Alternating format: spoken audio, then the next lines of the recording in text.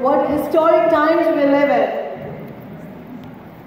The two establishment parties of the United States, the Republican Party and the Democratic Party, have been the most powerful bastions of US capitalism for decades, and hence the bastions of global capitalism.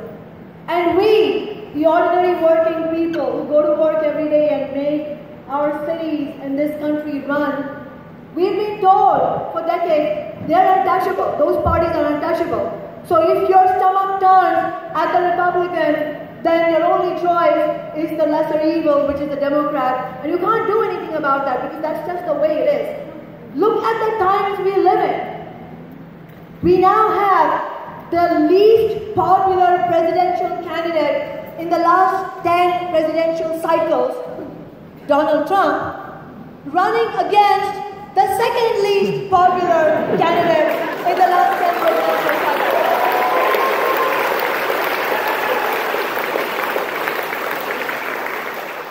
This is the political circus on offer. But on the other hand, look at the historic events that have happened. These bastions that were supposed to be untouchable. The Republican Party is crumbling like a house of cards with Donald Trump, an anti-immigrant hysteric, bigot, misogynist, racist, running as the emblem of the Republican Party. And then on the other hand, you have Hillary Clinton, who has won the nomination, but through a party that has lost so much credibility that 700 to 1,000 of their own delegates walked out on Wednesday.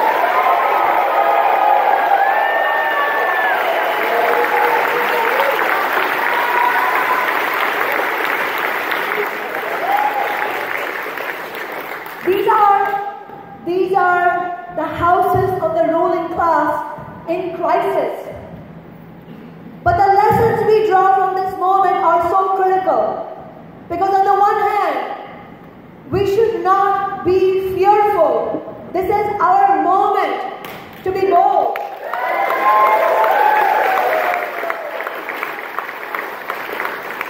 An opening has begun to emerge, which really has been a chasm for decades, with two establishment parties out here and the rest of America out here, with the parties completely out of touch with the needs and the aspirations of ordinary working people. But what's happening is the right is starting to fill that chasm. And so we have an enormous task as members of the left, as young and old activists in the labor movement on our university campuses. We have an enormous historic task ahead of us, and we cannot squander this moment. And at the same time, we have to understand nothing is automatic. It's not going to automatically come, this revolution that we talk about. We have to build it brick by brick, and we have to build it with courage. And recognize that movements don't win victories all at once. It's a continuum. But we are in a changed period of historic movement. It started with Occupy. We've seen the Black Lives Matter movement emerge. And you all know of the work that Socialist Alternative has done in Seattle, where in 2013, we ran a campaign independent of the Democratic establishment. A lot of people have come up to me. I've been in Philly for several days, and a lot of people come up to me and say, I love what you've done in Seattle. But the main lesson to draw from that is that Seattle is, it's different in some ways, yes, because every place is different than every other place. That doesn't tell you much. The reality is that Seattle, like every single metropolitan area in the United States, including Philadelphia, is controlled by the Democratic Party establishment.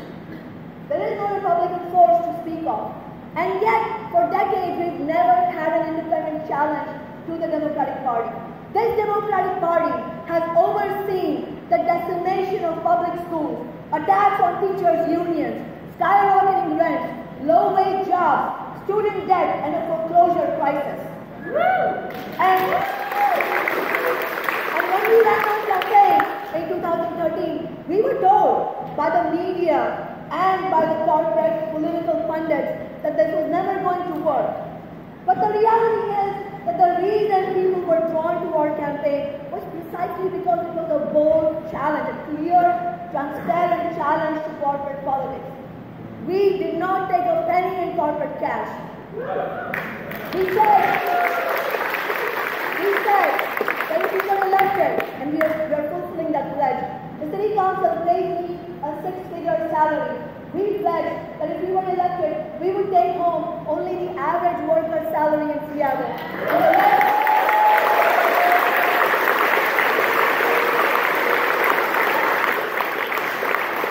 And the rest would be put into social justice movement as a solidarity fund. And then, less than 6 months after we took office, we won a historic $15 an hour minimum wage.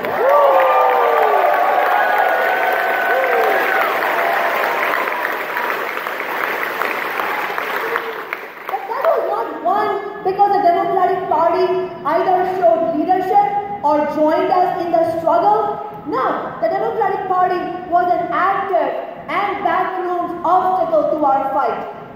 A few weeks after I took office, two of the city council members, they're all Democrats, two of the city council members sat me down in my own office and told me, you may have got elected on your 15 and whatever, your rabble-rousing, but just know that none of that is going to work inside City Hall.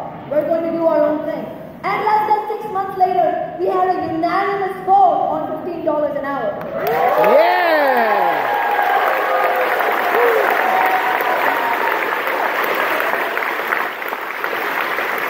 But the political lesson, my sisters and brothers, from these victories is that if we capitulate to the interests of big business and the politicians that support them, we are never going to win anything. If we instead go for our power to working people, those who are struggling in the bottom, and tell them that they need to be part of the struggle, empower them to be active participants as activists, then we can win victories. I can't promise you that we'll win every struggle. I don't think we will.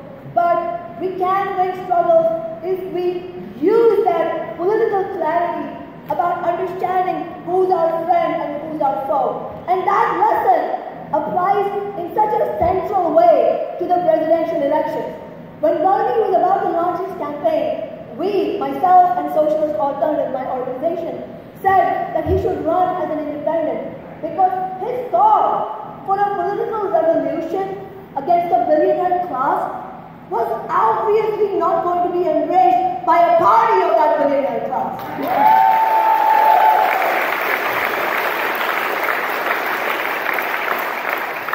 He said that he should run as an independent and use his campaign as the basis to begin building an independent party of the 99%.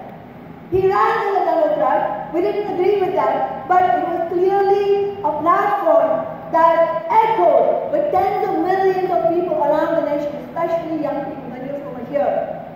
So we launched the campaign, Movement for Bernie, through which we supported his candidacy, but warned at every step that the Democratic Party's goal in this primary election year was going to be to defeat Bernie Sanders. And look at what they have done. The Democratic National Committee has used every dirty trick in their book to defeat Bernie Sanders, including violent attacks in the media like they did in New York State. And yes, the primary question that is going to stare us in the face from now until November is what do we do about Dr. Trump? I don't think we should duck that question because we have good answers for the way forward. But let me ask you something first. If the Democratic Party was being honest, if their priority really was to defeat Trump, then why wouldn't they have done everything in their power to promote the candidacy of the one candidate who was on the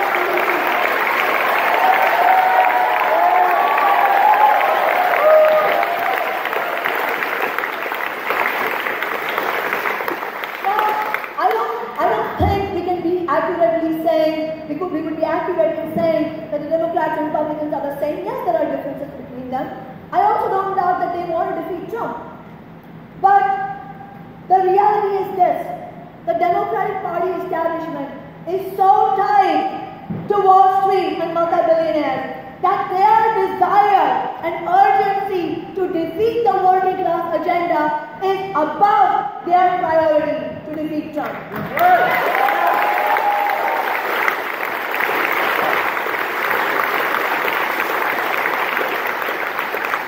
And so, it behooves us to recognize what is building this basis for support for Trump. If you look at most of his supporters, they are not all rabid, fascist, racist. That's not the true character of America, sisters and brothers. America, and I'm speaking as an immigrant, America is well to the left of the political choices that are on offer in Washington, D.C.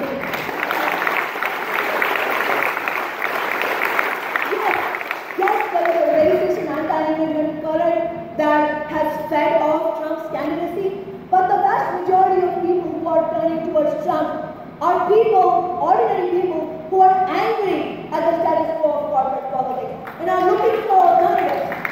So if we don't build the left this year and in the coming years, what that effectively means is that we are leaving these millions of disenchanted voters as fodder, ready fodder for Trump, Gary Johnson, and the ongoing base for the right wing. So if you are afraid of Trump, we should be even more afraid of building an ongoing basis for the right wing. And that is why our most urgent task is to begin building an independent party for the 99%.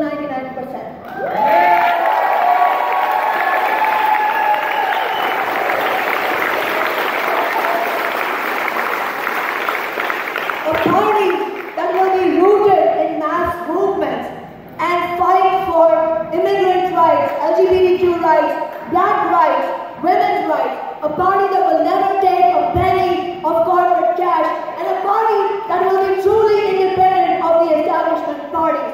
And as a step towards building such a party, it is absolutely necessary this year that we fight for every single vote for Jill Stein as president.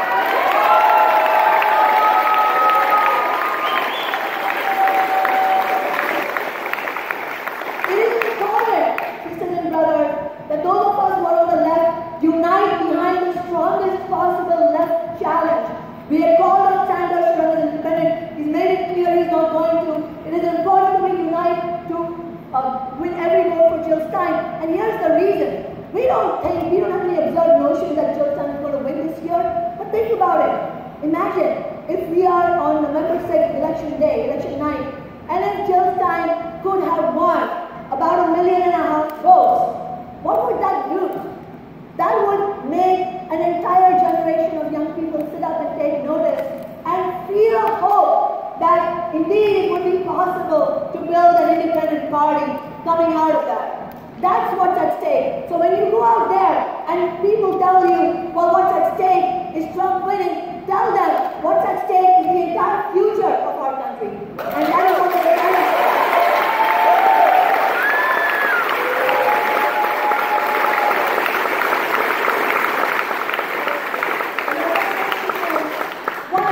Is that it's important though that we are polite and friendly to Hillary supporters, because many of them are also thinking through these things. And if we are to win any victories under capitalism, let alone build mass movements that challenge capitalism itself, then we need to win people over, not alienate them. So our task this year is to never back down on our fight for Jill Stein's campaign and for an independent party, but do it in such a way that people will come back to you after they've seen Hillary do her thing, when she becomes president, and people are disappointed. They will come to us and say, you were right, I want to build the left. And so, on the way to that, I urge you all to join me tonight at FDR Park for the 10th exit event. The brave delegates who already staged a walkout are going to stage a second walkout for leading the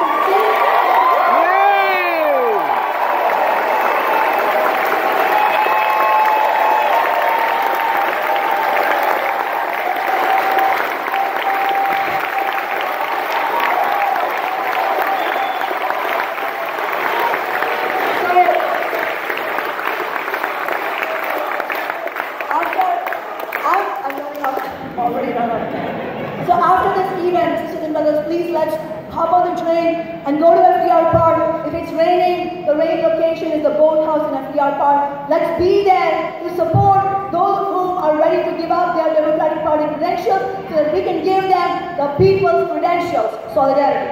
Yeah.